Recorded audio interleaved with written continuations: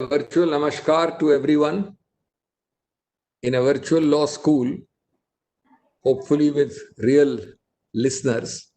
Everything else is virtual. And I'm very happy to be here again with Professor Pokhriyal, with the entire community of academics, with students, researchers, and more importantly, with an excellent ambience, which I felt and experienced, and which I told you, Dean, last time when I had the privilege to address you, of a great institution functioning in splendor, in quietness, and doing its own work. And those were, of course, happier times when I visited you. But even now, I think the show must go on and education cannot stop. Well, friends, we have an interesting topic today, and it could really cover three aspects. The first is the origin of this concept of federalism.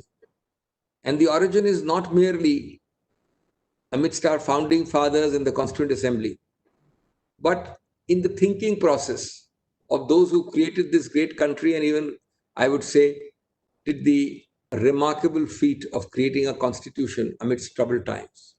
So this is the conception. The second is, the operational reality. Conceptions and their evolution frequently vary. And the very interesting part, the second part of my address, will be this huge hiatus between the conception of federalism in our system and its operational reality over our 75 odd years of our republic.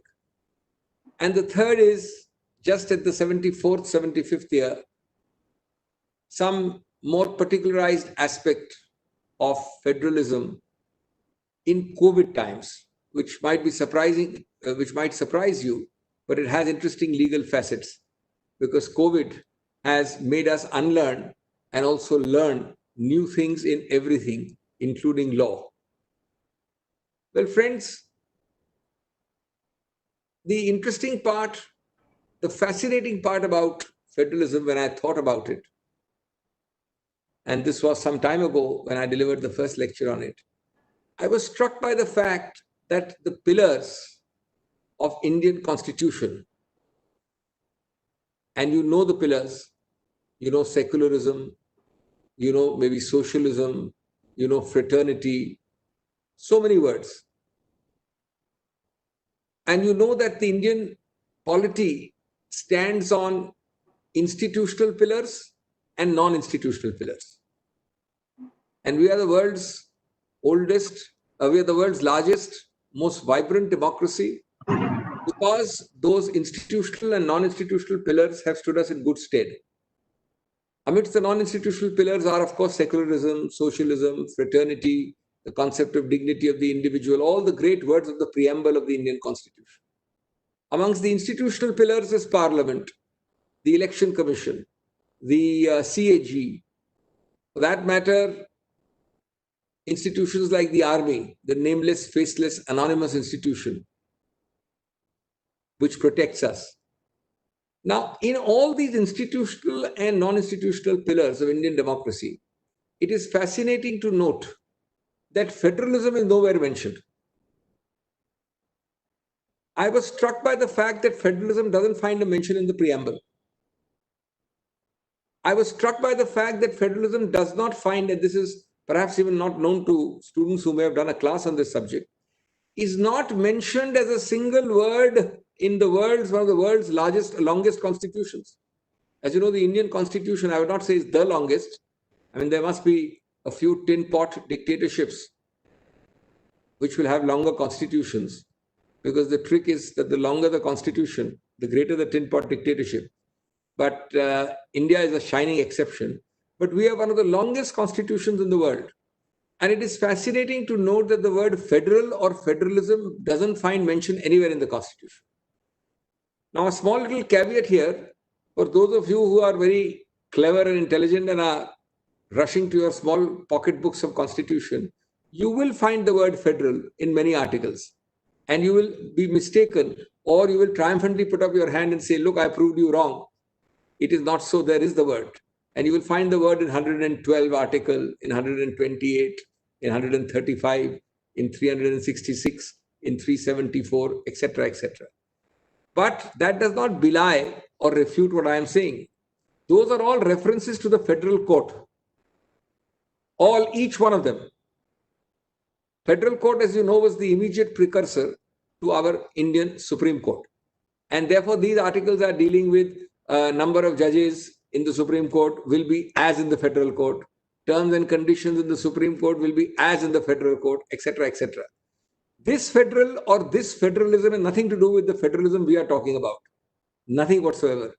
And therefore, this fascinating point as we start is that this word, this concept, this idea, this reference does not exist in the world's, one of the world's longest constitutions, but certainly the constitution governing the world's largest democracy and one of the most vibrant democracies.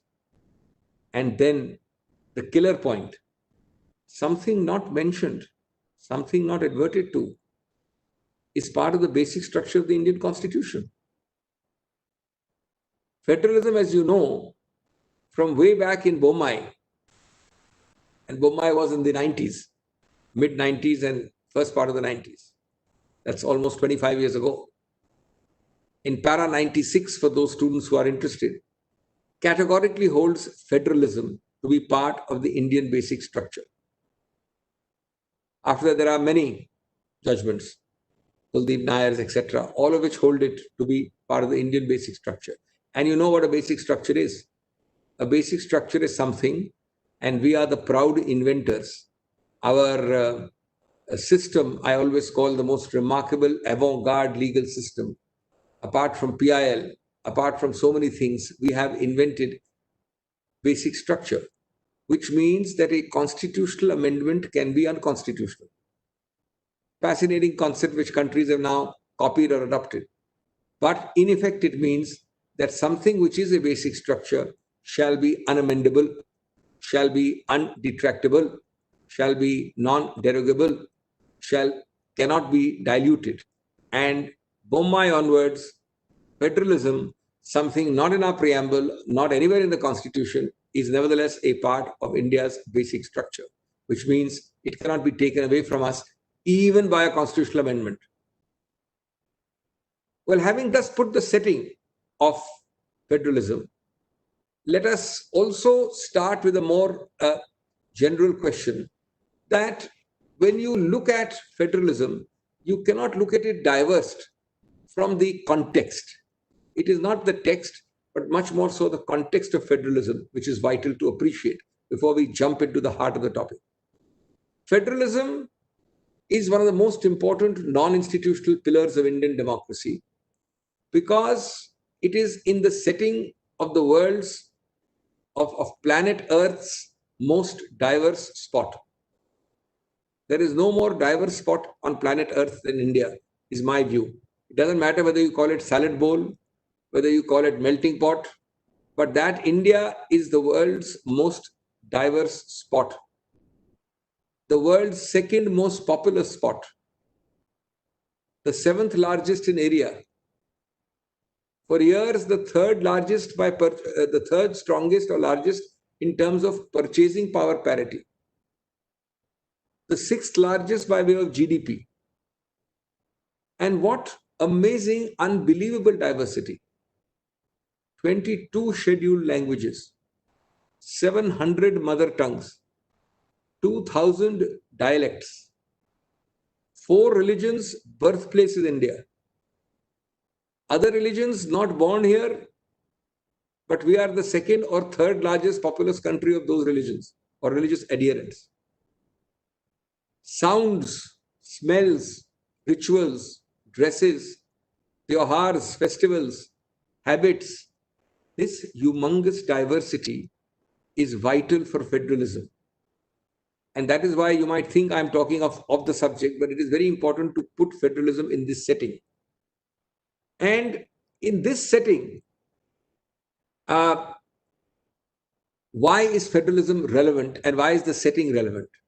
Because federalism, friends, is nothing but another name for managing diversities. Federalism is nothing but a legal technique, a constitutional mechanism to manage diversities. It is an inalienable concept and component of shared and participatory democracy. It is something which gives us a shared identity. And the concept of federalism warns you and prevents, to the extent a concept can, against monopolistic and unilateral governance. In fact, in an essay I wrote for the Indian Institute of Public Administration over 10 years ago, which won me the best essay prize for that year on federalism, I said it is the best safety valve for the 3 Ds. The 3 Ds being dissent, discomfort, and dissatisfaction. Because when you have this in a democracy as vibrant as India, with so much diversity, dissent, dissatisfaction, and discomfort is a vital part of it. Then the concept of federalism acts like a pressure cooker, like a safety valve of a pressure cooker. Otherwise, these will explode. And decentralization, which is another facet of federalism, helps you to contain and quarantine conflicts at the state level, at the decentralized level, at the tehsil level, at the district level, etc. It quarantines conflicts, first of all, away from the center at the state level. It equally quarantines conflicts from the state level at sub-state levels. And it is fascinating how our constituent forefathers, remember, and that's a totally different story, our constitutional manufacturers were the wisest people collectively you could think of. Why? Because they were going through the most troubled times from 1946 to 1949, when they sat for 3 years in the Constituent Assembly to draft this comprehensive document. The world's largest migration, millions of deaths, divisiveness, fissiparous tendencies, breakaway portions, rebellious states. In the midst of that, even the very idea of drafting such a liberal, such a amazing democratic document like our Constitution is something which is unparalleled. It does not happen anywhere else in the world. Now, when they were sitting for these 3 long years, obviously, they were not insulated from what is happening around them. So in the context of federalism, they were constantly talking of it, as the debates will show you, but also worrying about it. The biggest worry was that federalism, which in constitutional terms can also be looked at as decentralization, decentralized powers from the center to the states, states to the local units, may lead to breakaway tendencies, fissiparous tendencies. It may lead to breakaway states. The Indian Union may be threatened. And you read right through the Constituent Assembly debates this fear, this genuine apprehension. Which is why, in conception, they created largely a unitary state. In conception, in birth, in design, because of this fear. What is a unitary state? Obviously, our model became England. As you know, there are various models. The closest to an almost full unitary state is England. So we took several unitary features, but we wanted to have some federalism. So we gave federalism despite our fears. And yet the fears made us give decentralization and then create an exception which still kept power with the center. What is 356 otherwise? 356 is the power of the central government to take over a state government. That is the antithesis of federalism. What is 355 for that matter? The previous article which nobody notices and is hardly ever used.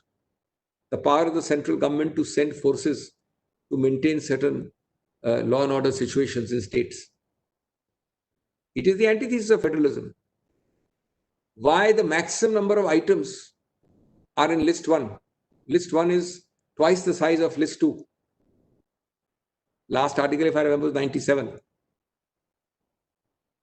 Why which means list one, as you know, is the exclusive central government competence. Not competence, exclusive, only central government. Fourthly, why the residual entry 97 in the main central list? Why not in other lists? Because the idea was to create a unitary constitution. And even in other clauses, special powers or exceptions or derogations were given in our constitution. In particular, in articles 250, 249, 253, etc., etc. That in emergency, for example, the country can become a full unitary country. During an emergency declaration, there is no list 1, list 2, list 3.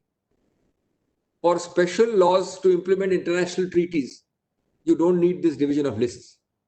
That is 253. And the most recent example is when an all India GST had to be made, then they had to utilize various provisions, including 246 capital A. Now, these are actually great derogations from federalism. So, what do we have till now? We have the conception of our creators, the desire to do federalism, the fear which made them draw back, conceiving, producing, manufacturing, and creating and designing largely a unitary state. In stark and following the English model, which is the most unitary, with limited federal powers, and even when they give federal powers, to draw back and contain by exceptions, by derogations.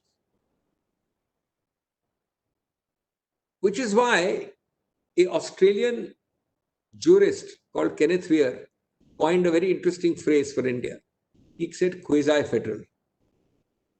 Quasi-federal is largely unitary, but pretending with some features to be federal. So basically unitary with some diluting features. The second part, and remember also the distinction, there are some pure federal states. The closest is USA. They have what is known as bottom-up federalism.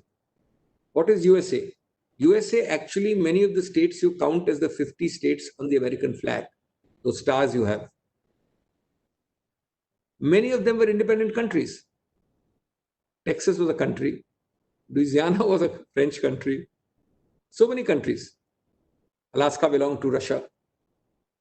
Now, different states who were sovereign countries, California was a country, ceded power to come into a union. So they gave up power. Each country gave up power to become a country, a new country. So that is bottom-up federalism. That is, in fact, real, true federalism. India was top-down, not bottom-up. You had a country which gave some federal powers. You merged the princely states. You merged British India. You had to look after unity. Now, the second part of my story tells you, in this setting of largely a unitary creation, the fascinating story of how in operational reality, in 75 years, we have had what commentators, eminent ones, have called a fascinating story of accidental federalism, unintended federalism, inadvertent federalism. Namely, a story how over these 70 years, with the constitution being the same, our conception of our nirmatas being this, in operational reality, how we have become radically more federal than anybody imagined. So between what the parents conceived and what was born, and what evolved as a child through teenagership and now adulthood, is the fascinating difference in hiatus between federalism in conception and federalism in operational reality over 70 years. So having described to you the origin and the debates, which covers the first part, and I am not reading to the debate, but any of you interested, and if you read parts of the CAD, which should be mandatory reading for some time every day for people who are interested in constitutional law, this debate is reflected everywhere that we want federalism, but we can't give powers because states will break away. So this is the conflict paradox which they go through. I now come to the second part of this fascinating story. So we ended up in 1949, 26th November, which finally culminated and transformed into actual Republic Day on 26th January 1950. with a constitution which was in conception and design largely non-federal, or rather unitary with federal features, or rather, as Kenneth Weir said, quasi-federal. Now let us see the 6 fascinating tendencies which in 75 years has made it radically more federal. The first of these 6, linguistic federalism. Those of, I'm not that old, but certainly older than some of the audience. Those of us who were children or younger in the 50s and 60s, and certainly our parents, remember the acrimonious, tension-ridden language riots of the 60s. Most of us today do not, thankfully. Language was a very emotive issue. Whether each state should have 1 language, 2 languages, 3 languages, which should have primacy, these took away a large part of our exertions, but more than that, they created a lot of divisiveness in the nascent years of our republic, right till the end of the 50s, and indeed in the 60s as well. And you had what is known as language riots. Part of the problem was at least improved or partially solved by the creation of linguistic-based states. Most of the states which you have up to today included, of course, some of the more recent states are not always on linguistic lines, although Telangana is. But most of the states in the 56 reform, what is the states reorganization reform, were created on linguistic lines. So Gujarat carved out of Maharashtra on the basis of Gujarati-speaking people. And Rajasthan, similarly, on the basis of Rajasthani-speaking people, and so on and so forth. Of course, consideration need not be language, but that time language was the principal consideration. So that did quieten down temperatures. But the point I'm making on linguistic federalism, which is linguistic decentralization, linguistic discretion, was, I think, the very important step taken in the Nehruvian years of adopting the 3-language formula. 3-language formula, which meant English, which meant Hindi, and which meant the state language, has largely, till today, I say largely, there are exceptions, worked well. It has contained conflicts. It has served us for almost 60 years out of our 75 years of life. It has given recognition and removed or minimized fears about robbing or overwhelming the language of the state by superimposition. So you have a happy coexistence of 3. And let me tell you a practical point. We are now 75 years. Tell me, when has been the maximum growth of Hindi? The maximum growth of Hindi has been from 1990-92 onwards till today. It is the time when there have been coalition governments. It is the time when there have been mixed bags. It is the time, and the reason is that the moment you stop imposing Hindi, Hindi flourishes. The moment you start telling a state you shall have Hindi, Hindi suffers. We spent many years in the 60s and 70s trying to impose languages. You shall teach, you shall not teach. Didn't work. One of the biggest reasons for Hindi working today in linguistic federalism and decentralization is not all the crores we spent. As an MP, I get huge amounts of material, and I'm a member sometimes or get material from Hindi Salakar Samiti. Everything is translated. But that doesn't promote Hindi. What promotes Hindi much more, friends, is the fact that you have had an explosion of media, the visual channels. The visual channels, remember, the largest number of them are Hindi. The largest viewership is Hindi. And there you will find our southern friends. If you are not forcing them, if you are not making them conscious, self-conscious, they will sit easily on a OB van and speak in whatever form they can. When you make them conscious, when you threaten them, when you force them, when you underline it, then it's a bad thing. So this is linguistic federalism. We have become, from our 1950s days, a much more linguistically federal country. Our languages have been given much more recognition and primacy. I don't know what the new NEP will do. That's a different subject by itself. But as of today, largely it has worked well. Second, the impact of the judiciary on federalism, what you might call judicial federalism. Out of my six, this is the second. What is the meaning of judicial federalism? Doesn't mean that the judiciary has become decentralized.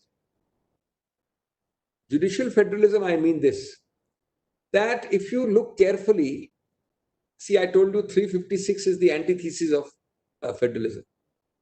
So because 356 allows me to take away a democratically elected state government and make it central rule, or in Jammu and Kashmir, governor's rule.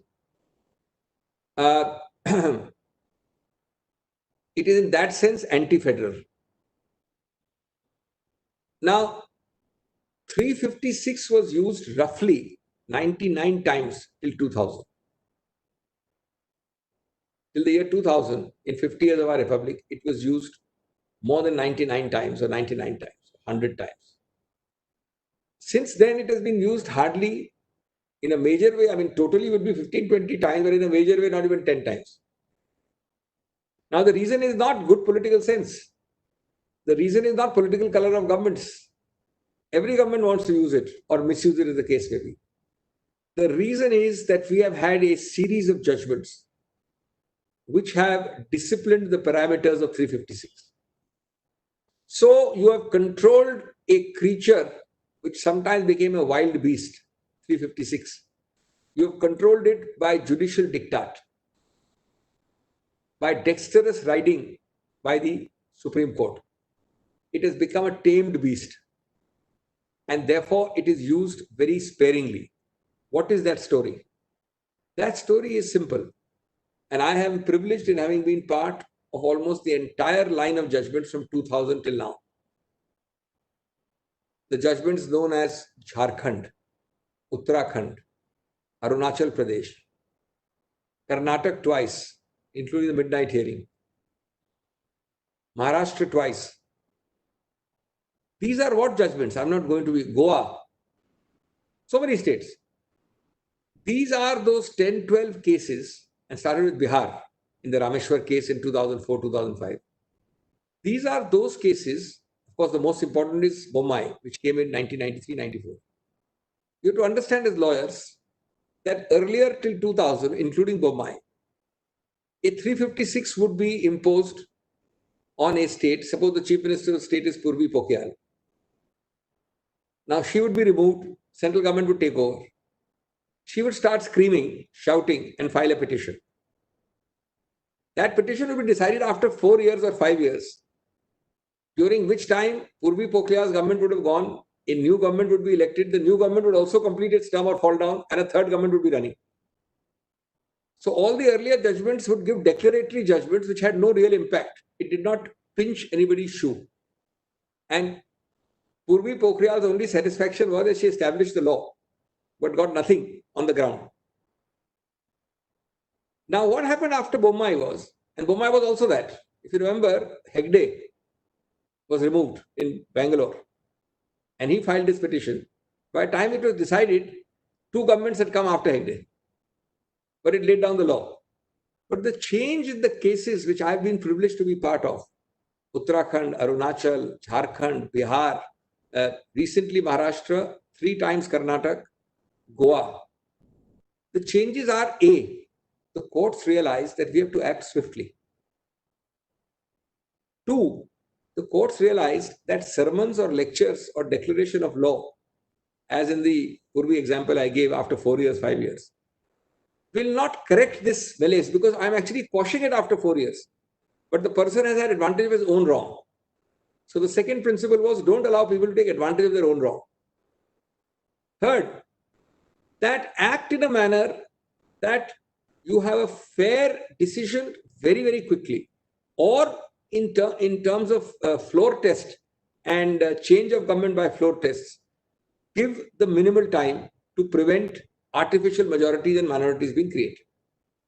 Now, this has happened in all these 8 major cases where I've been privileged to lead the arguments, whether on the losing side or the winning side, but I've been part of all these 8, 9 cases. You'll be surprised many of these had what? These had 48 hours. 24 hours was tried, never was given, but 48 hours, sometimes 72 hours. Take, for example, the midnight case of Karnataka. Of course, this is not president's rule. Uttarakhand was president's rule, but they all involve majority formation. So 356 can't be used so easily when the court is moving so fast. I was in Chandigarh and we took a flight and I asked them to, I landed on Thursday itself and I asked them to move, on the Wednesday evening and try if they can move. Wednesday evening they moved. Wednesday midnight, around 1 o'clock, the hearing started. Went on till 5 o'clock. And then they heard it again on Friday morning. And on Friday, they gave a direction for a floor test on Saturday. And the argument of the other side in that Karnataka case was, give us at least, they started with 1 month. In 1 month, your lordship. Then they said, okay, not agreeing, give us 3 weeks. Then they said 15 days. Then they said, give us at least 1 week. Court said no. We started this case on Wednesday. Today is Friday. We would have said that you have the floor test today in the evening. But because MLAs are spread all over, have the floor test starting 10 o'clock tomorrow, 11 o'clock. It takes 4-5 hours to swear in MLAs in a new assembly. And the actual floor test will take place at 4 o'clock. This is the nitty-gritty change in jurisprudence, which has led. Now, with this, the person who wants to be over-adventurous has no reason to be over, because there's no premium on over-adventurous acrobatics. In Uttarakhand, I successfully won in a 356 case. For 10 days we fought. I was for the sitting chief minister. When the central government of that time felt that it was unable to get the state majority, it imposed president's rule on a Saturday evening. The hearing started on a Monday or a Tuesday, and in about 3 weeks' time, the then Chief Justice of Uttarakhand, Justice Joseph, quashed it. So who gets the advantage? Nobody takes advantage of his own wrong. So the next second federating influence in 70 years, which has made our country much more federal, is this: the judicial attitude, the judicial judgments, the vigor, the speed, the momentum, the pace, the direction has all changed.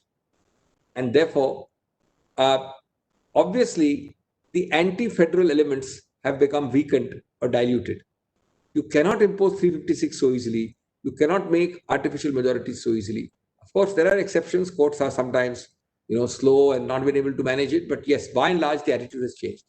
So this is the second, independent courts or judicial federal. Third, I remember that I was standing next to my father, actually by chance, as a youngster, a relative youngster, in 1985, when a call came from then Prime Minister Rajiv Gandhi. And he said, Dr. L.M. Singhvi, you've written so much about Panchayati Raj and spoken about it. But in actual fact, panchayats and panchayati systems are lying in wrecks and ruins across the country. So there's no point talking about it. I want you to do something about it. And without your consent, I'm appointing you chairman of a high-powered committee to lay out a blueprint for revitalization of Panchayati Raj. So thus was born the Dr. L.M. Singhvi Panchayati Raj Revitalization Committee. It gave its report later in that decade, 87 or so. In 92, and there was politics in between, there was delay, but that report was enacted as the seminal 73rd and 74th constitutional amendments, in 91 actually, which occupy now 30 articles, if you know, part 9 and 9A of the Constitution, which create municipalities, panchayats, and all the decentralized. It has created a revolution which you have not noticed, because classrooms are different from reality of federalism. What is the revolution? If you see, there are 20 articles, those ZZ articles which you don't get taught all the time, and those are like 40, 30 articles in those 2 chapters. What is the revolution?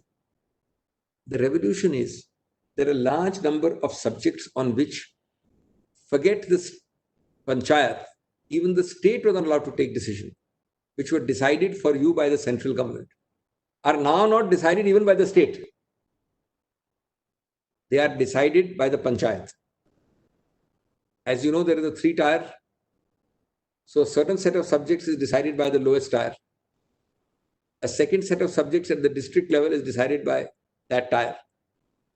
And the third is the apex panchayat. But the decision making in administrative terms, so whether this school or bridge is necessary, how much is necessary, how quickly is necessary. Of course, they have their limits. The lower chap cannot give a big one, but there are limits. But the decision making, the responsiveness to local needs, it's all become decentralized decision making.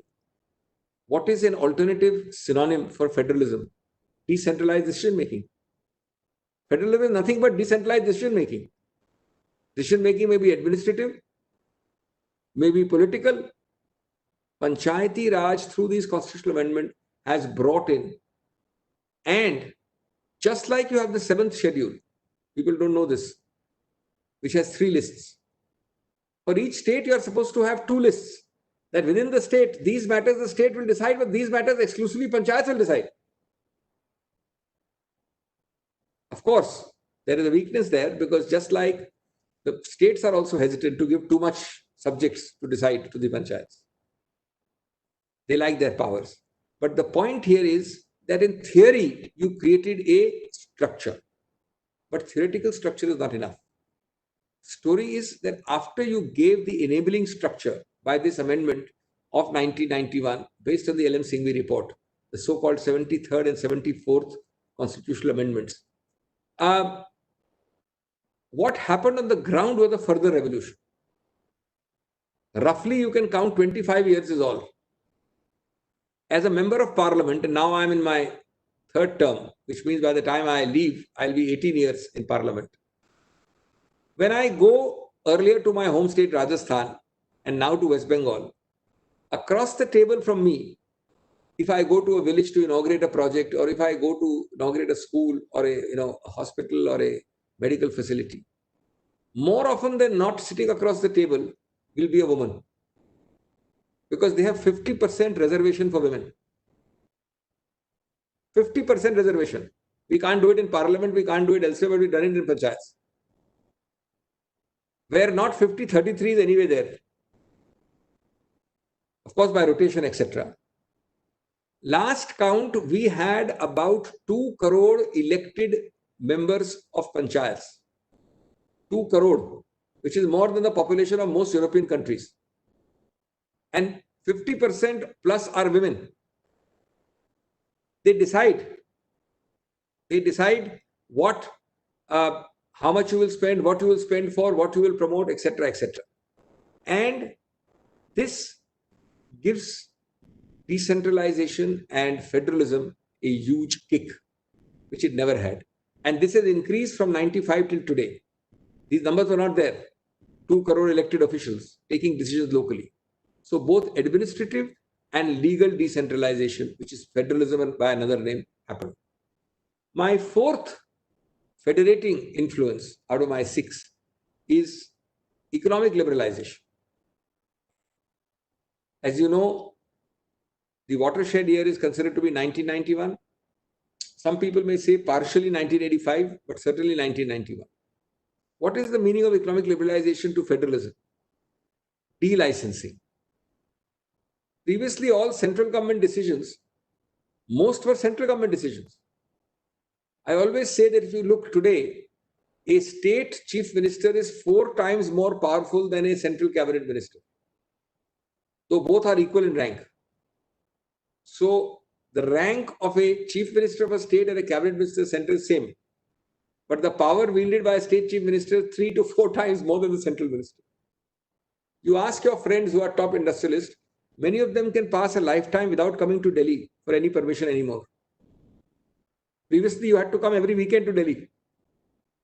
Why? Because you've delicensed. Delicensing is you've given away the powers of central government in many areas. Yes, you've had federalism of a very useful kind, but you've not had enough federalism at the state level, further decentralization. They should be decentralizing to panchayats. There, the pace is much slower. The state chief minister is the Shah and the king, which the central cabinet minister used to be in the 90s. But there is a huge change.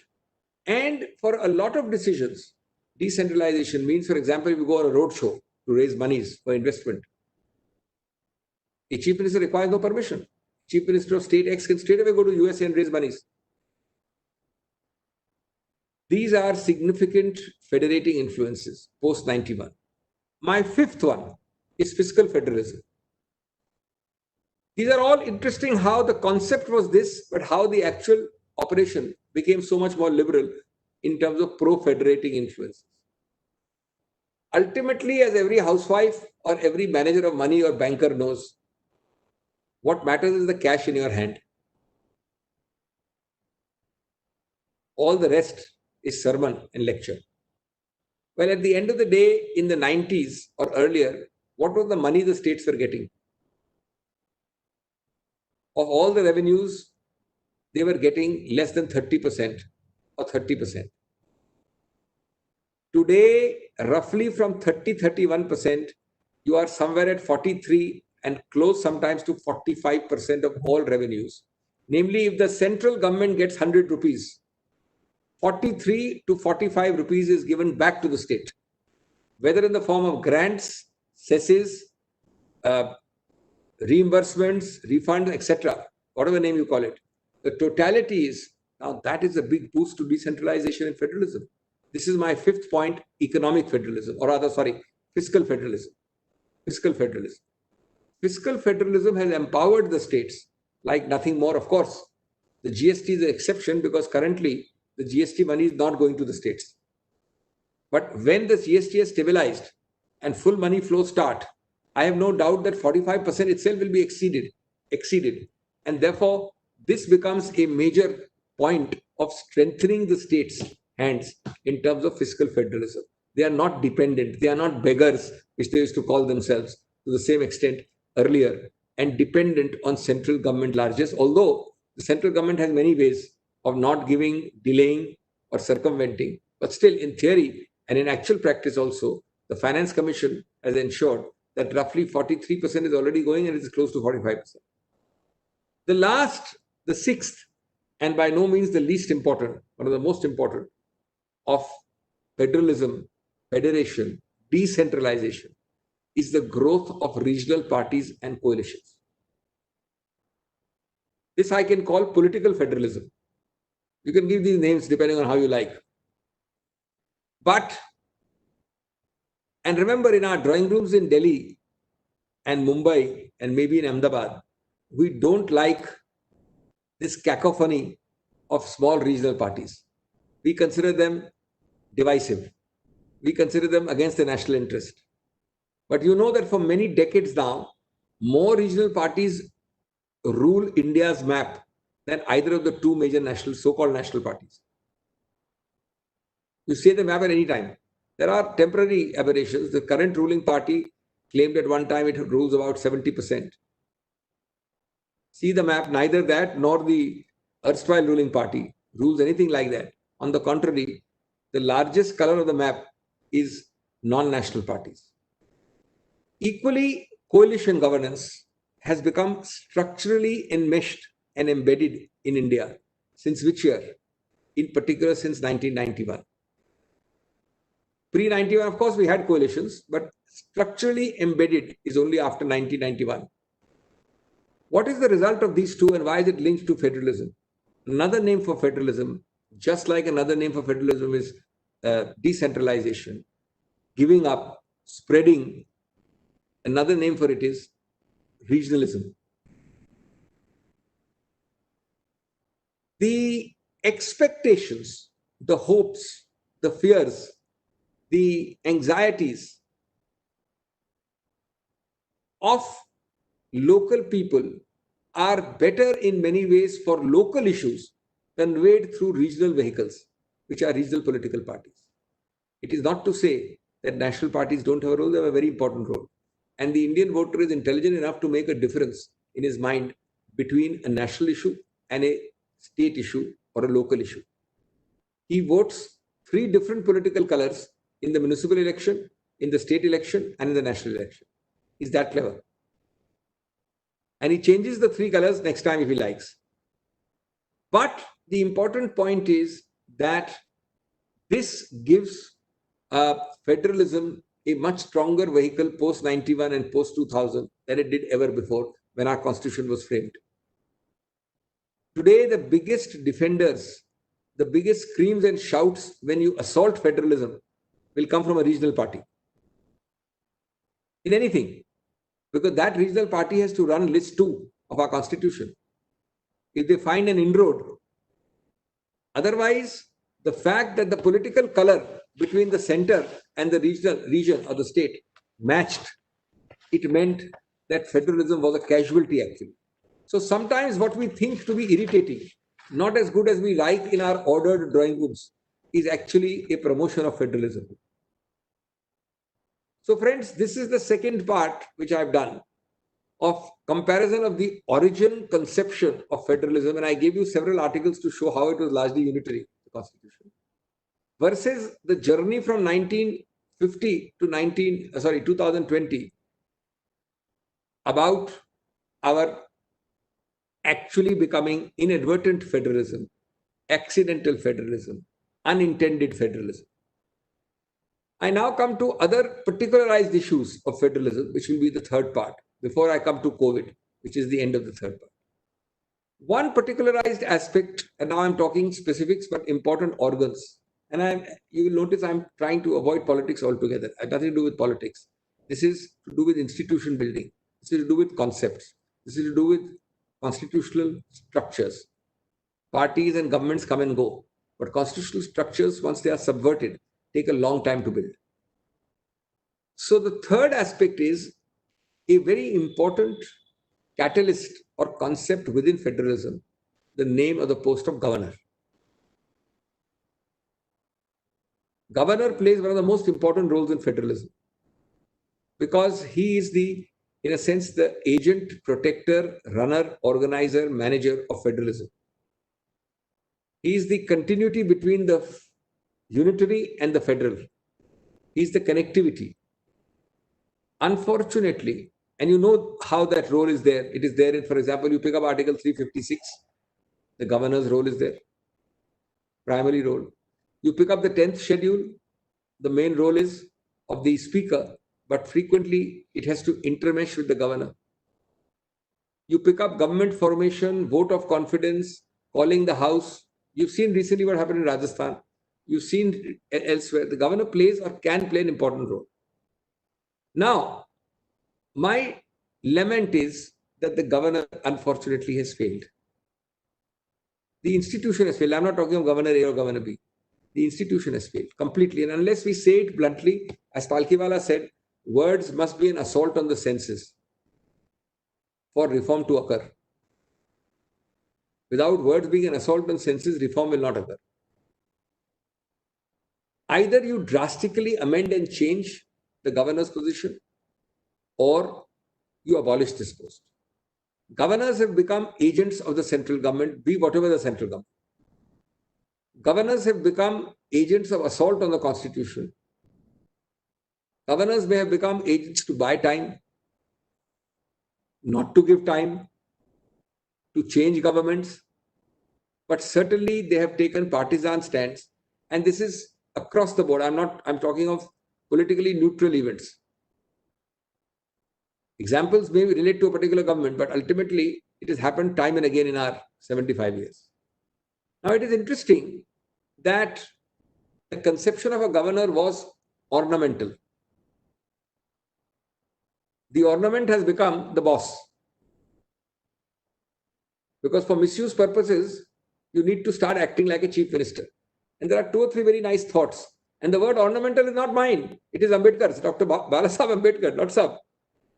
Dr. Saheb's word is ornamental. In fact, if I just read you 2 or 3 interesting quotations which I have in front of me. On 31 May 1949, he said, I'm quoting Dr. Ambedkar, 31 May 1949, we felt that the powers of the governor were so limited, so nominal, his position so ornamental, that probably very few would come forward even to stand for election to that post. So we should have nomination, no election. That's how you start nominating governor. Otherwise, the original proposal was to have elections. Then On the same day, 31st May 1949, he said again, further down, if the governor is a purely constitutional governor with no more powers than what we contemplate expressly to give him in the Act, and he has no power to interfere with the internal administration of a provincial ministry, I personally do not see any very fundamental objection to having a nomination, because he had said earlier that hardly anybody would want the post. Then on 2nd of June 1949, he said, quote, is all quotation, not a single word is mine. The first thing I would like the House to bear in mind is this: the governor under the Constitution has no functions which he can discharge by himself, no functions at all. That's not strictly true, but what he meant is largely true. Now, there is a separate debate in those days, which you will see in the same debates, which, to put a nice Hindi phrase, एक म्यान में दो तलवार नहीं रह सकती. You have no principle of diarchy, not two swords in one scabbard. So the governor is not an alternative chief minister. There are no two chief ministers in a state. There is only one chief minister. And the governor, therefore, has no executive role. This is very important for governors today to remember. When they are exercising executive roles completely. There is a governor in an eastern state, which I will not name, who calls meetings directly with all officials of the district administration and may even hold a press conference against his own government. After all, he is the head of the government, the governor. There are governors who in the western state of India have not acquitted themselves with glory recently. Now, this sentiment of no diarchy, ornamental, bound by the advice of the state government, they said that suppose you are an elected chief minister with a cabinet. Let us assume you are doing blunders. You have to wait for a government change. The people will be judging those blunders. The governor is not a super chief minister who will correct the chief minister. On the contrary, he is bound by the advice of that cabinet of the state chief minister, of the state government. Then came, after that in sequence, so first was our Constituent Assembly debates, then came our constitution. As you know, the governor is given no powers except in two situations. Of course, his powers are slightly more than the president because of a particular reason. One, in 356, he plays a special role. Two, when the chief minister has lost the complete majority clearly. So if a chief minister is in minority, he can't advise the governor to do this because he's no more a chief minister in majority. Third, all the other functions are largely ornamental. For example, calling the house. You see, as you know, that way all letters in your state of Gujarat will be issued in the name of the governor. As you know, at the bottom of a letter you read in the official government letters or in Articles 296, by order or under the authority of the governor. That doesn't mean the governor is exercising any power. When the governor convenes the assembly of a state, even the address he reads is written for him by the state government. Now, suppose the governors are saying, I am going to read my own address, in which I lay down my own policies. And I may not agree with some policies of state government, so I'll criticize them. That's not available. Because ultimately, our Bible, our Gita has to be the constitution. Then came, after many years, one of the most comprehensive reports on the subject, Sarkaria Commission. I don't want to, again, Sarkaria Commission is the Bible of federalism, because it was a relook at what was not mentioned in the constitution, what has become a basic structure, but was dealt with comprehensively by Sarkaria, a very wise, hardworking man. And I'm not going to read it, but if you read paras 4.6.12, 4.2.06, 4.16.02 and 0.03 and 4.16.20. I've just mentioned 5 paras of Sarkaria.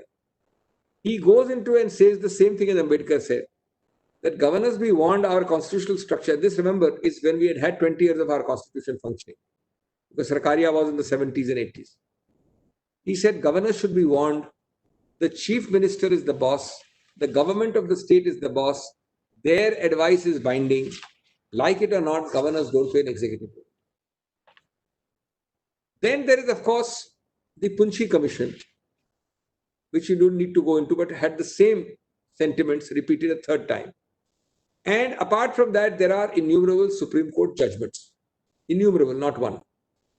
And once the Council of Ministers gives advice to the governor under 163, he is bound by that, as exactly is the provision for the central government, with the difference of 356. When the Central Council of Ministers advises the president, he is bound by it. Obviously, the president has got no 356. I mean, there is no 356 power over the central government, as by the way Pakistan has. The president there has a power to dismiss the central government under 356 of theirs, but we have none. So, what is the Supreme Court, which is the fourth head in the 75 years, say on governors or on presidents? I mean, for students of law, there are hundreds of judgments, so there's no point reciting the judgment, but just note three. Shamsher Singh is the most famous and the most important. 1974, 7 judges. That remains the law 45 years now. That's the seminal judgment. Shamsher Singh basically said in 7-judge combination that everything is done in the name of the central government or the state government. Sorry, I'm very sorry. Everything is done in the name of the president or the governor, but it is done by the central government or the state government. And those of you who want to read it, says, in constitutional law, I'm quoting, the functions of the president and the governor and the business of the government belong to ministers and not to the head of state. The aid and advice of ministers are terms of art, which in law mean, in the cabinet context of our constitutional scheme, that the aider acts and the advisor decides in his own authority. This is Shamsher Singh in 1974, applies equally to president and to governor.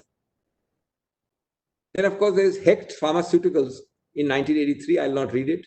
Then there is Nawam Rebia in 2016, 5 judges. All of them repeat, underline, reiterate, emphasize the same principles. Why? Because it is very important for delicate balance in the Constitution. Without the constitutional balance, we will be today, therefore, governors who try to be a bull in a china shop.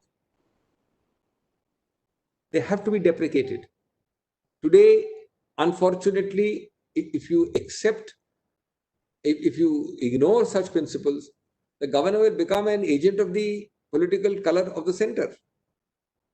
Tomorrow it is your color, today it is my color, day after tomorrow it is Ms. Purvi Porkia's color, it doesn't matter. Wherever that color matches the state government's governor and the central government appoints governors, then you can wreak havoc. That is not the basis on which our constitution was drafted. Given, and I can only end on this part by telling you that the examples in Rajasthan, earlier the examples in Maharashtra for that matter, earlier the examples in other states have been extremely pitiful. It doesn't matter, today I will go as governor, somebody else will come. Tomorrow somebody else will go, third person will come. But it will kill the institution. And therefore the killing of that institution is the real issue, which is why a stage has come that unless governors realize the origin, the development and the evolution of what our founding fathers thought was the true intent, this post would have to come near to extinction. Not that I am asking for extinction, but I am saying the way things are going, because ultimately the only answer in my view is appoint, if you want to retain the post, what is the reform? Appoint Nobel laureates or eminent academics only. You cannot have this theoretical nicety, I would call it ridiculousness, that all your life you're attached to your mother with the umbilical cord. And today I appoint you governor and suddenly the umbilical cord is cut. And you will ignore your mother, which is the political party from where you've been born. So therefore, I think this is very artificial. Either don't have governors posts or stop appointing anything to do with politics. Just to say I have now retired and I can go is not good enough. If you want to have governors, find Nobel laureates, find outstanding educationists, find outstanding philosophers, find outstanding independent persons. But since I know that you will not find them, since I know that you will identify them and then precisely choose the opposite, then it's better to abolish. We now come to some other issues towards the last part I'm going of my lecture.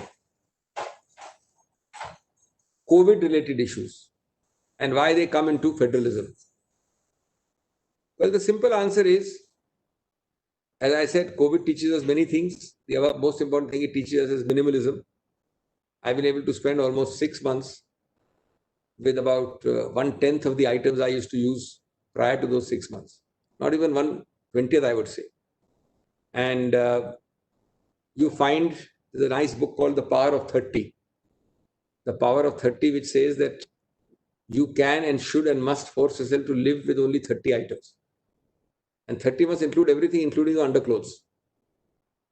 So the power of 30 is the power of minimalism. COVID has forced you to be minimalistic, not necessarily 30. But one of the other grants of COVID is this great anti-federal act, Disaster Management Act. Now, Disaster Management Act, as you know, obviously was not made for COVID, and obviously the necessary act. And I'm very supportive of it. I'm not decrying it. Because today you have pandemic, God forbid, you may have something else in future. So it is required. But let us look at it as lawyers from the point of view of federalism. And let me at the beginning say that, but for the fact that we are battling for our lives in the worst scourge of humanity, at last count, you had 1.75 crores cases. And I don't know how many, 50 lakhs or what figure is there were deaths, some very large number of deaths. In this worst case scenario, I don't expect that any challenges to an act like this will succeed in any court.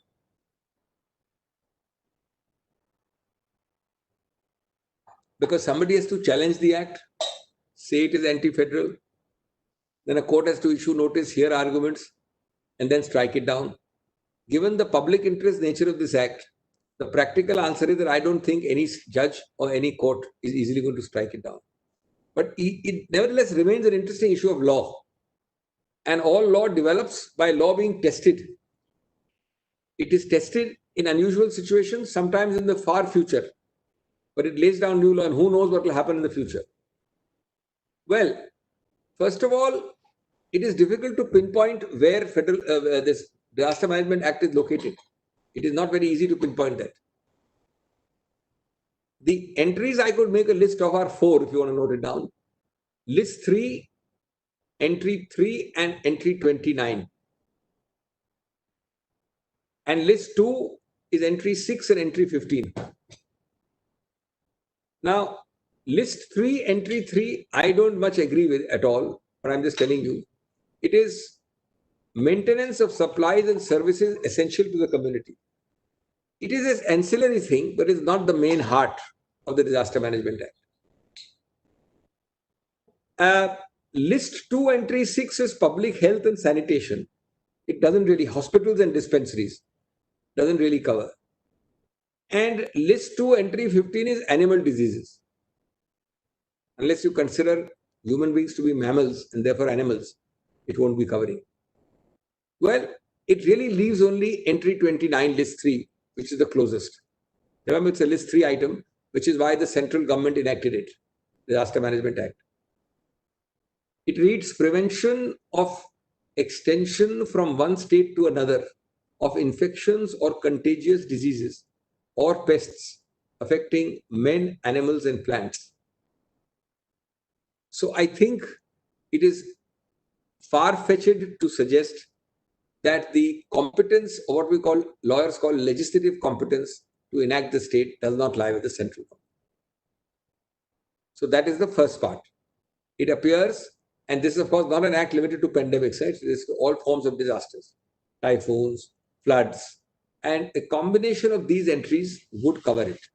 In the case of pandemics, clearly list 3 would cover it. Some of the sections of the Disaster Management Act must be kept in mind, and I'm not going to go into the details.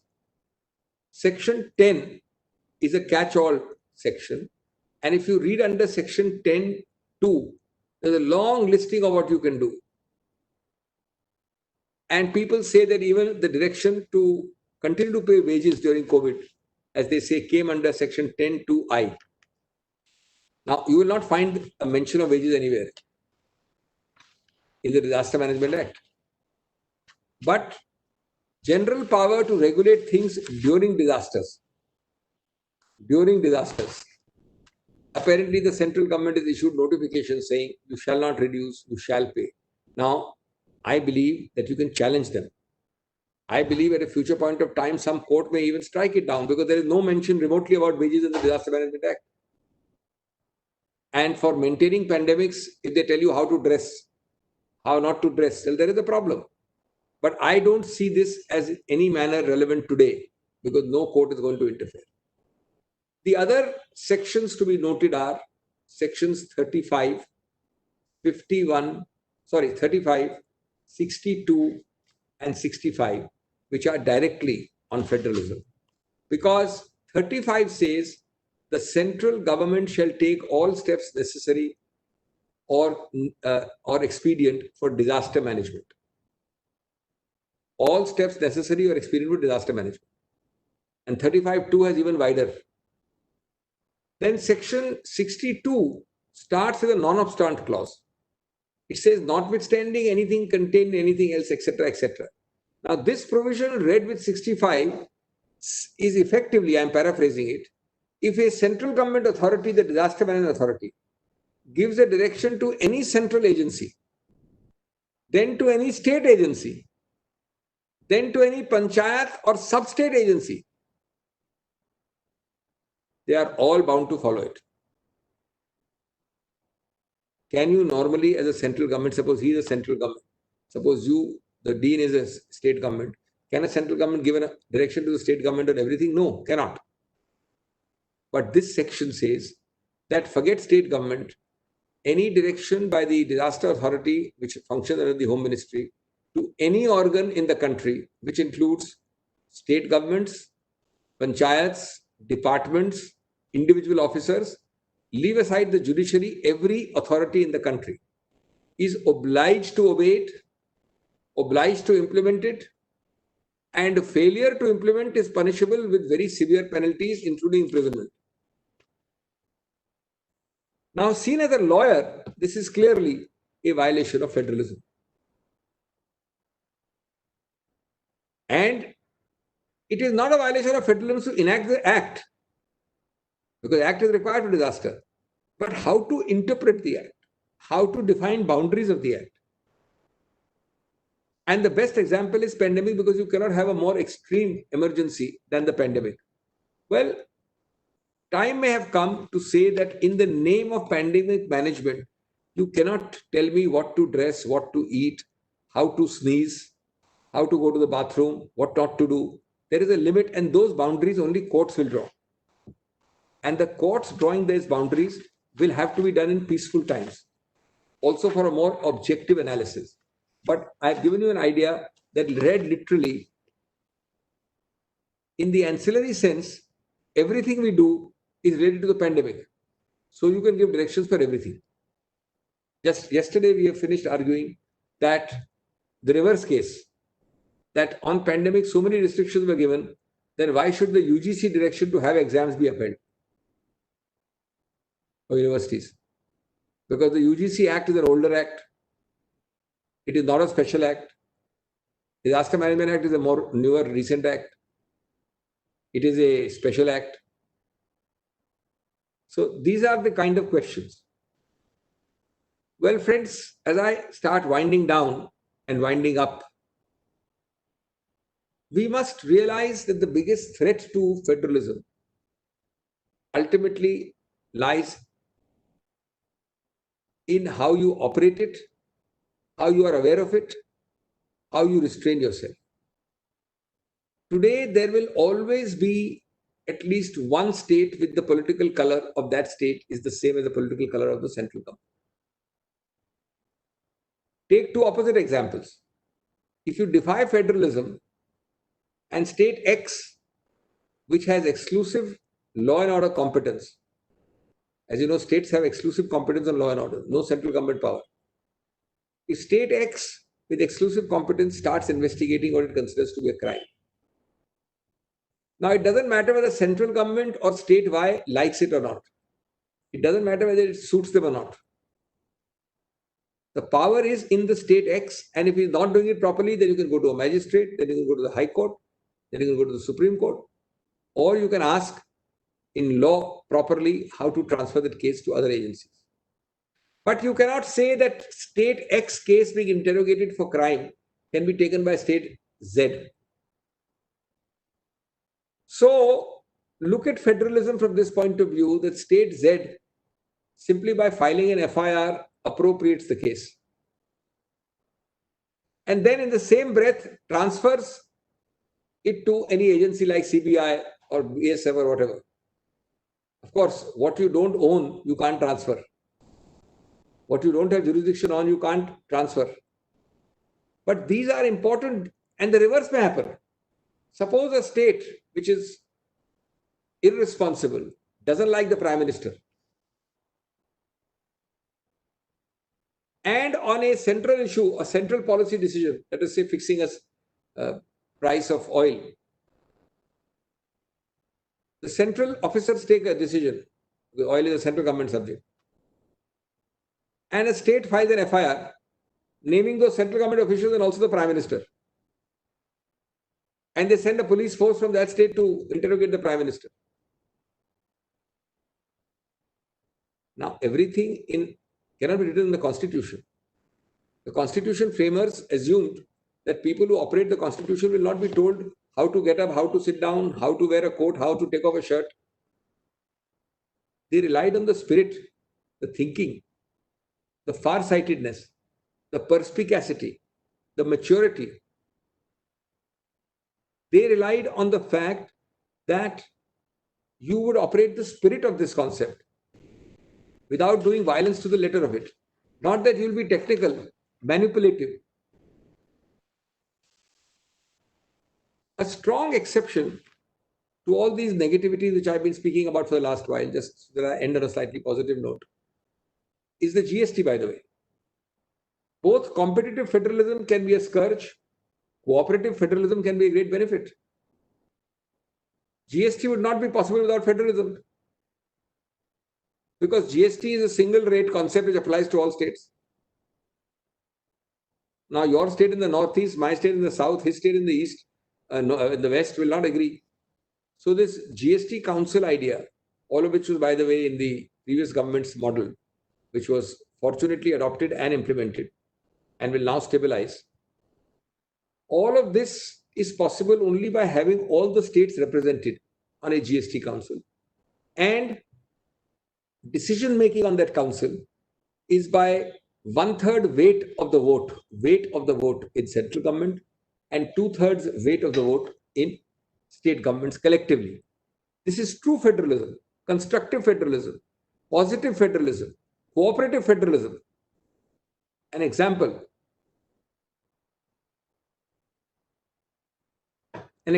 which tells you how things are not merely pessimistic, but they can work in a proper way. And they've made simple rules that even within this 2/3, 1/3 weightage, normally if more than 50% are opposing, we will not implement. So ultimately, the pruning of rates, the making of decisions that it should not harm any particular state, the very concept of GST would not be possible unless constructive cooperative federalism operated. So you have the positive and the negative, and I've given you both important examples. Well, friends, I have spoken longer than I intended, and I have, I think, broadly covered all the areas. It's now about 1 hour, 15 minutes from when I started. Let me end by saying that federalism is what federalism does. It's not a mere word. It's not a mere textbook, jurisprudential abstraction. It is real operation to make our democracy strong. It depends, as I said, on institutional mechanisms. It depends on institutional structures. I give the example of GST Council. But above all, it depends on the human beings who run it. An institution is only as good as the last human being who ran it. Institutions are empty structures. And federalism, unless we start remembering it and treasuring it, cherishing it as a treasure. Unless we start respecting it, unless we start enlarging and expanding it, and mere awareness is half the battle won. Well, unless we do that, generations will not forgive us. And we'll be guilty of what Iqbal said in his famous words. Don't need to quote the whole couplet, but certainly we'll be guilty of other people pointing a finger and saying, लम्हों ने खता की, सदियों ने सजा पाई. Thank you very much. Sir, it was really an enriching lecture analyzing the entire concept and origin of federalism. Sir, the question is that as you have mostly highlighted on the cooperative federalism, the basic aspect, but after the establishment of Niti Aayog, the element and post 90s, as you stated that the fiscal federalism has evolved, it has also brought an element of competitive federalism, which otherwise was associated with the American Constitution. And so how this, the twinning of cooperative federalism and competitive federalism, whether it is going to strengthen the federal fabric or it will be conflicting with each other? See, my short and pointed response is that concepts are not bad. It's the operation of the concept which are good or bad. Words are never bad. So the two catchwords we've invented many decades ago, cooperative federalism and competitive federalism. How can anybody, it's like mother's milk. How will you object to them? They are both very good. Cooperative federalism is good. Competitive federalism is good. Question is, take an individual example and decide whether you are furthering one or decimating the other. It all depends on the concreteness. I myself gave you an outstanding example of cooperative federalism. Now, competitive federalism can be negative. The worst example of competitive federalism, which I have seen in the recent past, and I'm not saying about judgment going this way or that way, doesn't matter, is the Maharashtra-Bihar case. The point is not what characterization you do. These are all very nice. It's the how you operate them. It's how you certainly competitive federalism, to the extent it gets states to compete for better performance. How can that be objected to? But in actual fact, you have to see stepmotherly treatment of some states by the center. Not releasing funds for some states was the same amount of monies released as for an earthquake in a western state, as for the cyclone in an eastern state. From the center, I'm saying. These are real issues, and I think we should stop getting lost in phrases and words, because these words, as I said, are like mother's milk. They are axioms. They are truisms. Nobody can object to them. It is how much it is adulterated, spoiled, how badly fed to the child, how not fed, or how stepmotherly fed. That's what matters. Thank you, sir. Sir, one question as a student of constitutional law and Indian federalism. Sir, you have highlighted, elaborately explained the role of governor, which is very crucial and has been criticized over a period of time. And you have enlightened the entire thing. What I have realized is that there are two things which are conflicting so far the constitution is concerned, and it has made the role of governor most controversial. If we see Article 363, it gives, beside advisory role of a governor acting on the advice of Council of Ministers, provides discretionary power, and that power is to be decided by himself, and it is final. Second thing is that is a one thing, and the conflict thing is 361, which makes governor non-answerable to the court. So when he exercises that, what I understand is principally is that because the governor and presidents are non-answerable, because it is presumed that they have no role to play. Active role will be played by the respective government. You have raised a very interesting issue of constitutional law, which is a little technical, so I won't go into details, but just to answer it very briefly. 363, by the way, and 163 and 361. Yeah, 361 is, by the way, in the governor's case, a little different from the president. the governor occupies a slightly different post because he has some extra powers which he can exercise in his discretion. The president does not. Point one. Point two, it is now not a matter of doubt or confusion. It is drafted like that, but now it is no more. The Supreme Court has repeatedly, in the cases I've cited, dealt with it. Even the 361 or 163, all forget these section articles, all the powers the governor has. What is in his discretion is a very limited zone. The court has said already. The discretion limited zone are itemized few items. The overwhelming majority is not. Therefore, this conclusivity attached to the governor's characterization of something as within his discretionary powers is of no meaning in actual fact. Because suppose the governor today was to decide that this is in my discretion, it won't work. Because it is now laid out. The language of the constitution is a little loose, but it has now been interpreted by so many judgments that it is not a charter for parallel governance. There are no two swords in the scabbard. There are no two chief ministers. There is no diarchy. He has no administrative roles. He is bound. But in those rare cases where there are, for example, why the governor, I'll tell you why the governor is given that. It's because states, unlike center, have special zones.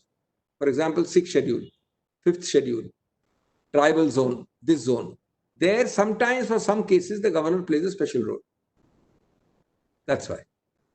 Thank you, sir. And the last question, whether, sir, for better fabric of federalism, whether it is essential to amend the 10th schedule as it stands today? 100%. It is anti-defection law. I have written, I did not deal with it here. I should have. But this is a very important question. Let me take 5 minutes more than I thought I will. I have written an article recently, hardly 2 weeks ago, in the leading English daily, in the edit page, that 10th schedule should be abolished. 10th schedule has become a hotbed. It's a failure. It's a hotbed of intrigue, backstabbing, and jugaad. I will take 5 minutes. It's a very interesting question and not dealt with by me in the lecture. First of all, unless you have the English system of pre-electing a speaker before the election, in the English system, you would decide that you would be the speaker. All political parties will decide. And they will make you stand from a constituency and nobody will put up a candidate there against you. So the power with which you come to the house is very strong. Your moral authority is very high. So unless you have a speaker of that kind, it is no point expecting him to be a political entity till yesterday and today, a completely godlike divine figure. Second, today both sides, the governor, the speaker, the MLAs, the MPs, the jugaad, is ridiculous. A speaker, there are both categories and all political parties have this category. It's not one. A speaker who wants to help a ruling dispensation will take 6 years to decide a disqualification. So I file a petition against Ms. Purvi that she is disqualified. A speaker will not decide it for 3.5 to 4 years. The total term of a house is 5 years. By then, her vote will be used because she is not disqualified. In Tamil Nadu, let me tell you that the disqualification petition was kept pending by the speaker for years. It was then challenged in the High Court, which said we cannot give a direction to the speaker to decide. It was footballed from the High Court back to the speaker, then back to the High Court, then to Supreme Court, and ultimately the Supreme Court decided by not deciding. I appeared in that matter. The result was that 4.5 years have passed, the new elections are coming in Tamil Nadu next year. That disqualification, it doesn't matter whether you are disqualified or you are upheld. Ms. Purvi may be disqualified or her membership may be upheld. But the beauty is you don't decide. The reverse is that when Ms. Purvi belongs to a different camp, I will decide within 48 hours. Same thing happens again for the speaker. So it depends on the political color. Fourth, a MLA or an MP who knows that he has done a disqualifying act, to protect and prevent himself, after the speaker has issued him notice of disqualification, will file a no confidence motion against the speaker. And till Nabam Rebia, it was felt that if I file a no confidence against you, you can't decide my case, because the 10th schedule has only one persona designata, only one person.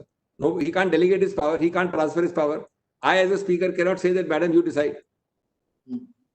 So therefore, these are ways And the most important is no speaker. It is living in a cuckoo land. It is living like an ostrich in the sand. To think of a speaker who will be so independent that he will decide contrary to his party's wishes. So this must be, and now Justice Nariman's judgment has come in Manipur's case, where he strictured some bad conduct of the speaker and has said that now the time may have come. Of course, he can't do it because he's only a judge. He has recommended that a law should be made abolishing this post and that a separate tribunal will be created, potentially. And I have said in my article that also this thing about split in the old days, then merger now in the new act, all this must go. You decide whether you want to make it a constitutional sin, as you have called it. Then give a list of 20 acts or omissions which can be a constitutional sin. If I go with you to the governor to speak against my government, if I don't attend a meeting twice after a whip, even outside the house, if I don't vote as per the whip inside the house, you list 10 items. And you make it clear, if you violate them, you're disqualified. If not, no, and let the independent tribunal adjudicate. This whole thing of deciding whether it is a split, whether it is full merger or half merger, and that too by a speaker. So the whole thing has been a failure, and I have no hesitation in saying this. I've written an article also. Thank you, sir. Okay. So I would, sir, extend thanks for enlightening our student, our guest, participant on the concept of federalism, its origin, its concept and its operational reality, and especially enlightening the conceptual clarity of federalism with the perspective of linguistic federalism, judicial federalism, fiscal federalism, political federalism, the third tier government with those different perspectives, and also enlightening the role of governor and the president and the impact of the Disaster Management Act and its constitutional validity when it comes to operational reality. Thank you, sir. Thank you very much. Thank you very much. Thanks a lot. Thank you so much, sir. Thank you so much.